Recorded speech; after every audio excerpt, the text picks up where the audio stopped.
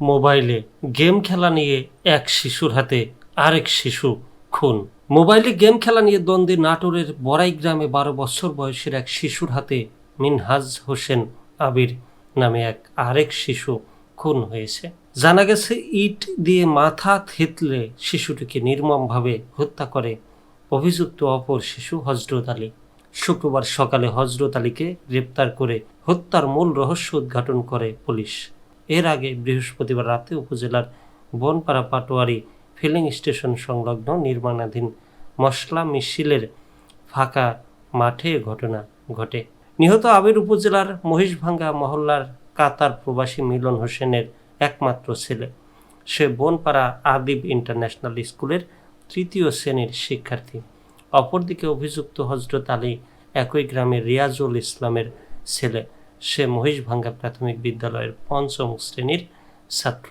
শুক্রবার সন্ধ্যা 6:30টায় প্রেস ব্রিফিংয়ে বড়াই গ্রাম সার্কেলের অতিরিক্ত পুলিশ সুপার শোভনচন্দ্র ভোর হত্যাকাণ্ডের রহস্য উদ্ঘাটনের তথ্য জানান।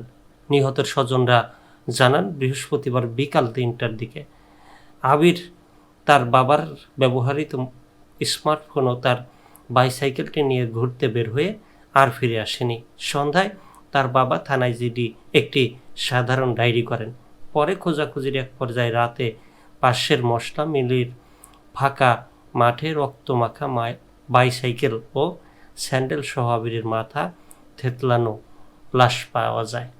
থানা ও প্রেস ব্রিফিং সূত্রে জানা যায়, বিকেলে আবির ও হযরত একসঙ্গে বসে মোবাইলে গেম খেলছিল। এ সময় খেলা নিয়ে দ্বন্দ্বে তাদের মধ্যে মারামারি হয়। এক পর্যায়ে সাইকেল ফেলে রেখে কিছু দূরে গেলে হযরত পাশে থাকা ইট দিয়ে আবিরের মাথায় উপর্যুপরি আঘাত করে।